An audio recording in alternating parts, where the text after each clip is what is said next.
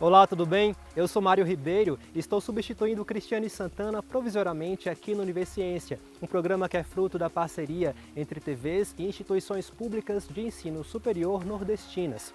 Aqui a gente conhece as produções científicas que têm transformado a vida de muita gente. Veja agora as pesquisas que vamos acompanhar hoje. Na Universidade Federal de Sergipe, uma equipe multidisciplinar trabalha na conservação do Monumento Natural do São Francisco. Cientistas da Universidade Federal do Ceará estão empenhados no levantamento da pesca de curral e na capacitação dos pesquisadores. E ainda, uma pesquisa da Universidade Estadual do Sudoeste da Bahia conclui que o dendê pode ser uma alternativa sustentável e econômica na alimentação do gado leiteiro. Isso e muito mais você confere agora no Universiência.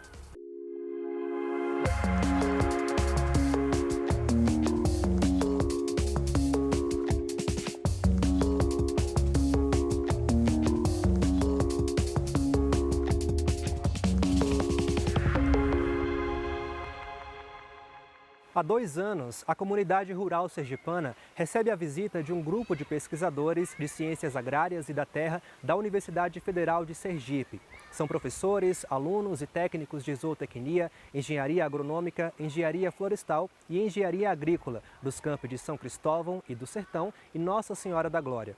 O objetivo do grupo é trabalhar no plano de conservação e recuperação de 600 mil metros quadrados de áreas degradadas de vegetação na região da Unidade de Conservação do Monumento Natural do Rio São Francisco. Vamos ver como isso está acontecendo. O bioma Caatinga é uma floresta tropical sazonalmente seca, definida por condições climáticas particulares. Está exclusivamente dentro do território nacional. É um bioma muito particular, em condições extremas, às vezes para sobrevivência. E também um bioma cheio de gente, né? A gente tem que considerar que há milhões de habitantes dentro desse bioma e que convive com essas condições.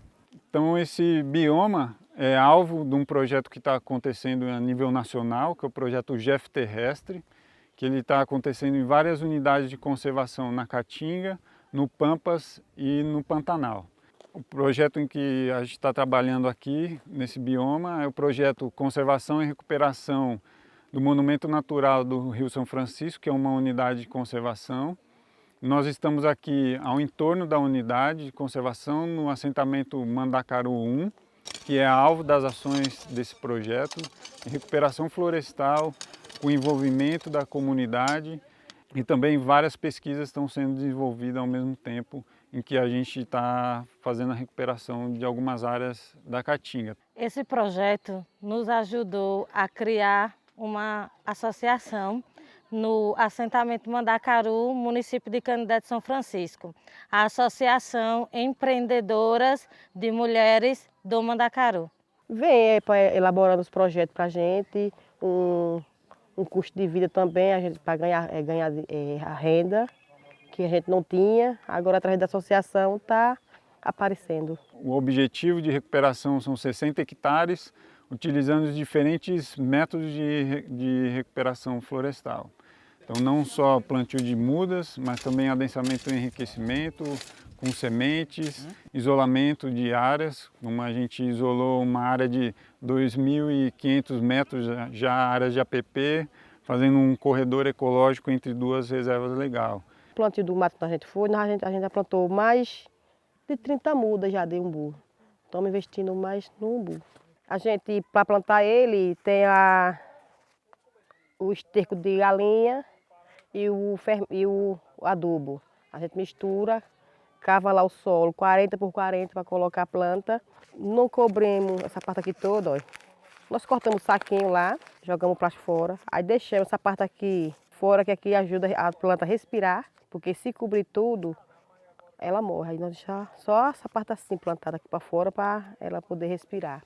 Todas as atividades e ações que estão sendo desenvolvidas, a gente envolve a comunidade e eles também estão recebendo recursos por isso, né?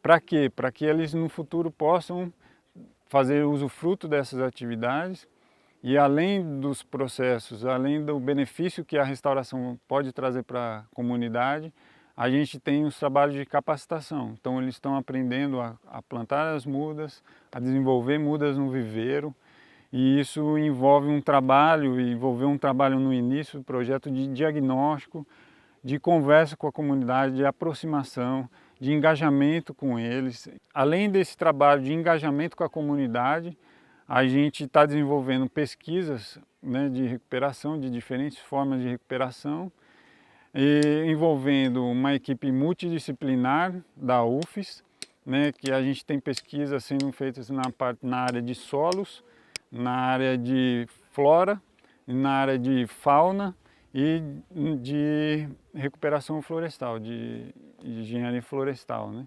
Nesse ano a gente está realizando o plantio de aproximadamente 20 espécies florestais nativas para recuperar essa área. No caso aqui do experimento também, né, nós vamos testar 3 espécies nativas também, o pau-ferro, o mororó e a aroeira do sertão, que inclusive é uma espécie que tem uma importância ecológica muito grande, para entender quais as respostas que ela tem aos tratamentos que nós estamos aplicando aqui. Nos primeiros estudos a gente viu que o grande problema da caatinga degradada era o teor de matéria orgânica desse solo. Por causa da erosão que ocorreu aqui, o solo descoberto, chuvas muito intensas aqui na região do sertão, e acabou tendo muita erosão dessa camada superficial do solo, que é onde está a matéria orgânica. Então a gente identificou isso aqui nessas áreas, comparando com áreas de caatinga preservada. Agora a gente está montando um experimento justamente para comparar a adubação, inclusive a adubação orgânica, em 3 espécies e 2 formas de fazer esse plantio. Né? Porque, claro, como a gente está no sertão, né, a água é um dos problemas daqui, até para regenerar a própria caatinga. Então a gente vai testar essas formas para ver se tem uma melhoria, a gente fazendo um barramento, um pouco da água que escorre em superfície, e vai testar a adubação para ver se aumentando um pouco mais o teor dessa matéria orgânica vai favorecer o crescimento dessas espécies florestais. Durante o levantamento de solos que nós fizemos na área, encontramos muitos focos de erosão, né? Erosão avançadas, né? Muitas vossorocas e sulcos profundos, né? De até 2 metros, alcançando inclusive o rio Curituba. Então uma das propostas do projeto é tentar recuperar e evitar que essas erosões avancem, né? Então a gente pensou em maneiras de conter a erosão que pudesse ser barata, né? De baixo custo e que usasse recursos da área. Então a gente utilizou os barramentos, né, ou as barragens de base zero, como são conhecidas, né, que são nada mais do que bloqueios, né, para diminuir a velocidade da água. Esse projeto é muito importante porque há pouco tempo eu não sabia, eu não conhecia como preservar, como fazer preservação da caatinga e não conhecia a importância que era você ter mudas de sementes para doar para esses biomas que estão precisando. Eu tinha uma visão de, tipo, sendo planta nativa da região, que não teria importância alguma para mim, né? Eu pensava dessa maneira. Só que hoje, através desse projeto, eu vejo que tem uma importância fundamental. Porque através delas conseguimos adquirir muitos conhecimentos. Tem plantas medicinais que ajudam muito algumas pessoas que tenham algum problema de saúde e tem muitas plantas nativas da região que ajudam muito. Veja daqui a pouco um olhar sobre a pesca de curral no oeste do Ceará. É depois do intervalo.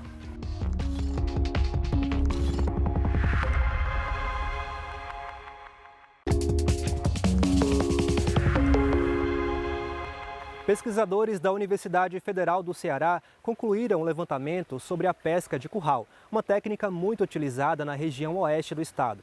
Apesar de ser uma prática sustentável, os pescadores precisam ser capacitados para o descarte correto do material. Vamos saber mais sobre esse trabalho. A pesca no estado de Ceará é uma atividade, uma cultura muito importante para o nosso estado. Ela está presente na nossa bandeira, no nosso hino, nos nossos símbolos estaduais, está enraizado na nossa cultura. e ela é espalhada ao longo de todo o litoral do estado do Ceará. E a pesca de curral é uma atividade específica da atividade da pesca no nosso estado, que ela é muito marcante, sobretudo no extremo oeste do estado do Ceará, no caso, na nossa situação que foi pesquisada, no município de Pitupitá, que foi justamente com o enfoque de entender a cultura da pesca de curral e as suas particularidades, né? A peculiaridade, a cultura por trás dessa pesca de curral, que tem uma forma, um formato todo diferenciado do preparativo, do manuseio e da atividade, né, em si da própria pesca. Na década de 90 foi constatado em pesquisa anterior que tinha 123 currais. Então é uma atividade que tem grande importância para a comunidade, né, para o distrito de Pitupitá, visto que durante as entrevistas muitos pescadores, uma grande parte dos pescadores, acabou falando que não tem outra alternativa lá em Pitupitá a não ser a pesca.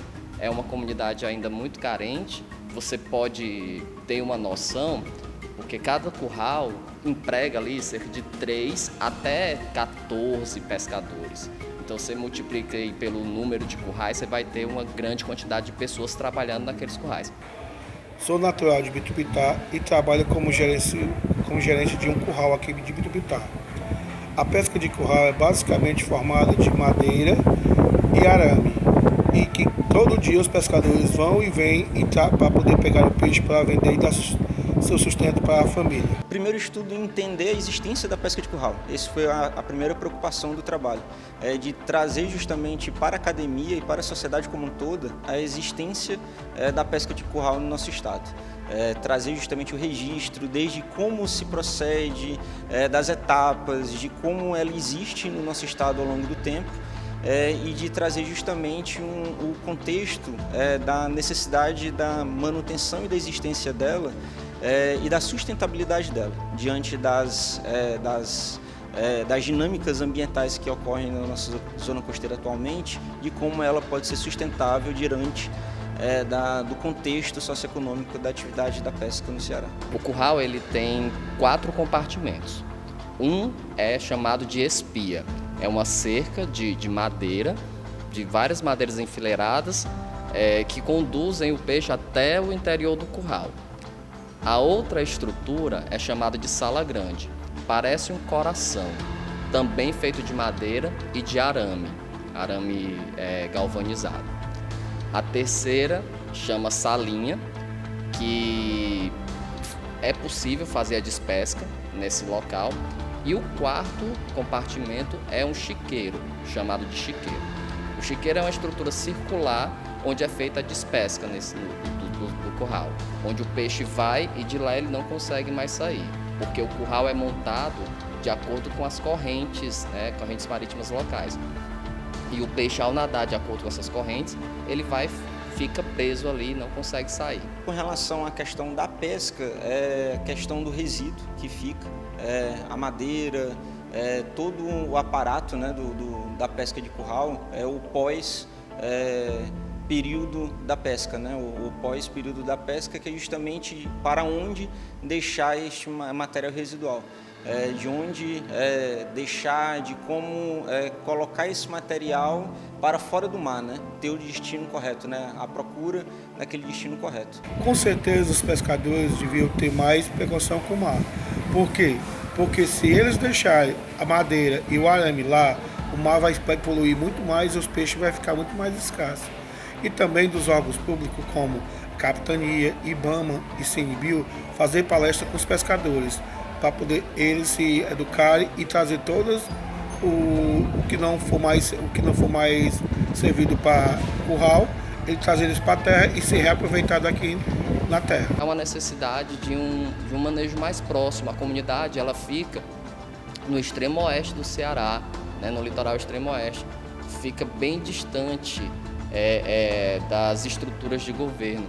E essa distância acaba fazendo com que ela fique um pouco esquecida, né?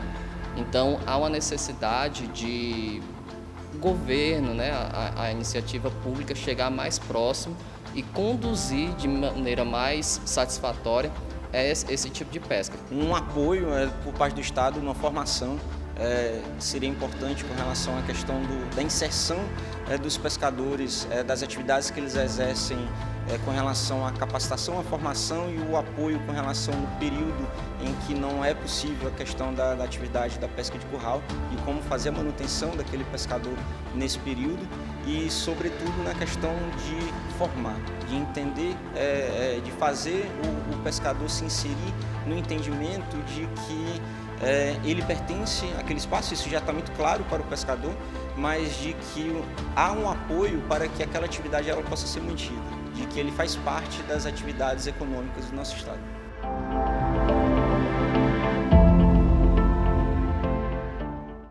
Na Universidade Federal Rural do Semiárido, em Mossoró, no Rio Grande do Norte, cientistas realizam pesquisas com o alho nobre. O objetivo é produzir a hortaliça na região serrana do semiárido potiguar. Os primeiros resultados são bastante positivos. Pesquisar o desenvolvimento do alho nobre em terras do semiárido potiguar. Há 10 anos que a professora Zuleide Negreiros da UFESA vem acompanhando esses estudos. Revitalização da cultura do alho, e a gente está conseguindo. E mesmo depois de se aposentar, ela não perdeu o foco, continua em campo. Só que dessa vez na região serrana de São Miguel, no extremo oeste potiguar. A gente iniciou em Maraúnas, a 120 metros de altitude. A gente conseguiu produzir o alho, mas um alho aí 4 toneladas por hectare.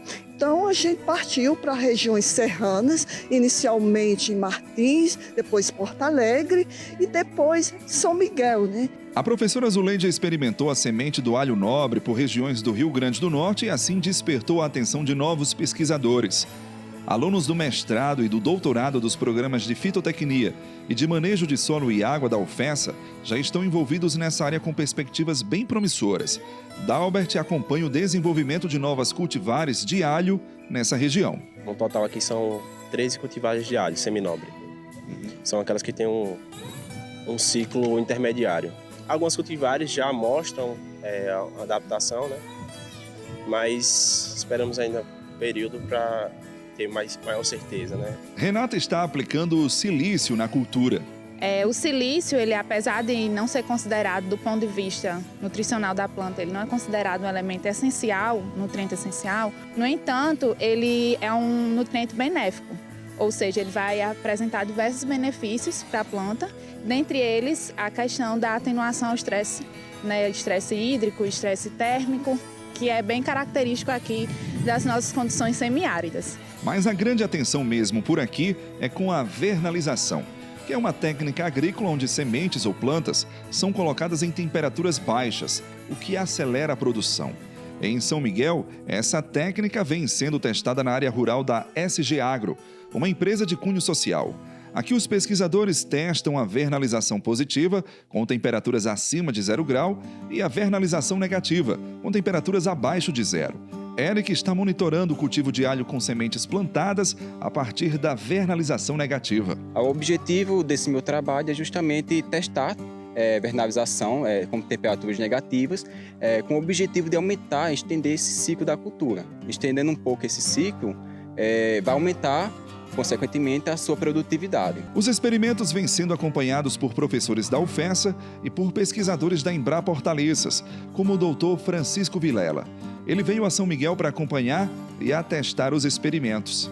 Olha, nós esperamos chegar aqui com essas tecnologias agora que nós estamos testando com a UFESA, da vernalização em temperaturas negativas, fertirrigação, a gente chegar nos mesmos patamares de produção das regiões mais importantes do Brasil, como o Cerrado, como o Sul. Na área da SG Agro também foi apresentado esse espaço para a produção de sementes de alho livres de fungos. O pesquisador explica que esse setor é essencial para a produtividade da cultura. Os vírus eles são transmitidos por insetos, são os vetores, e essa tela aí é uma tela especial que barra a passagem desses insetos que transmitem os vírus. Com o aval dos pesquisadores, Daiana, administradora da SG Agro, está otimista e afirma que a empresa deve iniciar a produção comercial com os novos experimentos ainda esse ano. A gente vai ampliar mais a área com alho em temperatura negativa. Além da produção, existe também a transferência do conhecimento das pesquisas para os pequenos produtores da região. Hoje nós temos 5 parceiros que já produzem alho, já estão no seu 3º ano, né? Inclusive já com alho, não só o alho comum, como o alho também vernalizado a temperatura positiva. Nos próximos anos vão também estar com a gente no alho vernalizado em temperatura negativa.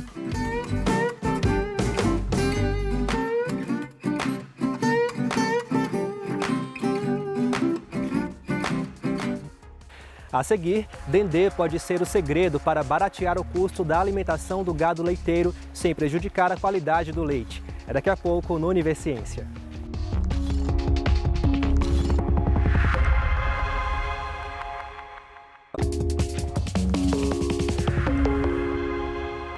Considerada a capital baiana da pecuária, a cidade de Itapetinga, no sudoeste da Bahia, vem buscando alternativas para baratear os custos de produção para os criadores de gado leiteiro.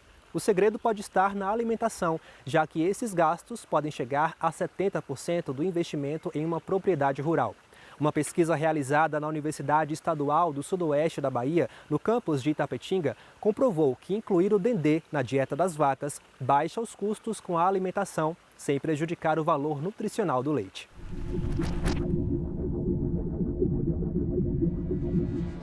Essas pesquisas com a torta de dendê aqui na universidade veio surgindo a partir do momento que foi observado uma crescente cultivo e produção do dendê, né, no nosso país, saindo aí em torno de 100 mil hectares cultivados para 240 mil hectares cultivados no ano de 2016.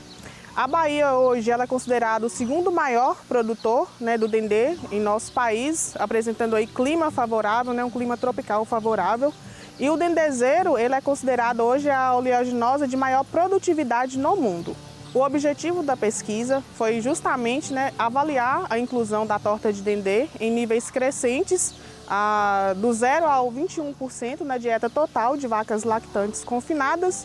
Avaliamos então o consumo, a digestibilidade, o comportamento desses animais, a produção, a composição do leite e também a viabilidade econômica da inclusão desse coproduto na dieta dessas vacas. Observamos que a inclusão da torta de dendê em níveis crescentes diminuiu o consumo da matéria seca, a digestibilidade dos nutrientes e também uma linear na produção de leite. Quando avaliamos as dietas, elas foram avaliadas para vacas de 25 quilos de leite, né, a produção média de 25 quilos. Então a gente observou que a partir do crescente aumento dessa torta de dendê, teve essa diminuição da produção de leite. Então a gente avalia esses resultados pela essa composição da torta de dendê. Apesar de ocorrer uma redução na produção de leite, observamos que é considerado positiva a inclusão da torta de dendê, uma vez que a viabilidade econômica se mostrou positiva à medida que se aumentou a inclusão dessa torta na dieta das vacas, né, saindo aí de R$ 1,03 para 0,89 centavos para o último nível, que foi 21%. Observamos também que a inclusão da torta ela não alterou a composição do leite, sendo considerado um fator positivo, uma vez que laticínios e as indústrias lácteas pagam pela composição do leite e também não interferiu no comportamento dos animais. A inclusão da torta de dendê nessas dietas, até o nível 21%, não teve nenhuma diferença, né, em comparação a dietas sem a inclusão da torta de dendê, com farelos tradicionais. Então, os teores de gordura, lactose, proteína, sólidos, estão todos dentro do padrão preconizados pela indústria.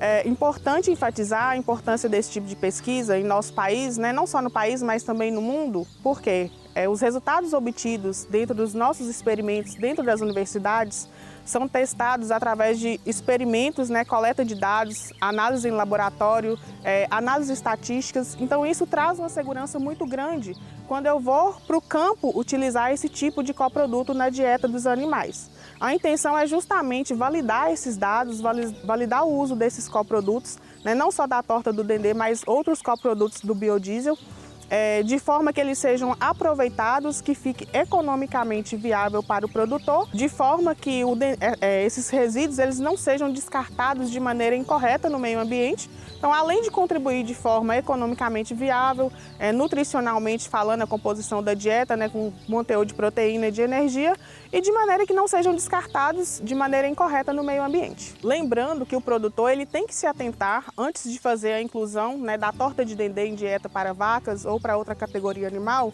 levando em consideração o valor de aquisição desse coproduto, a viabilidade desse coproduto chegar em sua propriedade, o aproveitamento do coproduto pelos animais, qual o nível de produção e o nível de inclusão que ele vai colocar na dieta dos animais, né, de uma forma que não prejudique nem o desempenho e nem a produção e principalmente o lucro, né, que o lucro do produtor, uma vez que 70% dos custos de uma propriedade leiteira vem da alimentação. A universidade ela tem um papel importantíssimo dentro desses estudos, né? Temos o apoio da universidade, né?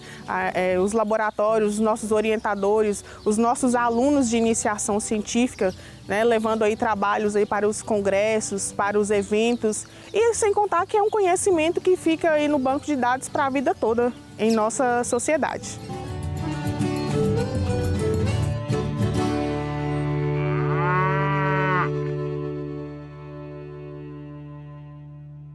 E o Universiência de hoje fica por aqui. No próximo programa traremos mais pesquisas para você conhecer. E já sabe, se você tem uma dúvida ou sugestão, envie para o nosso e-mail universiencia@uesb.edu.br que a gente explica por aqui em uma outra edição.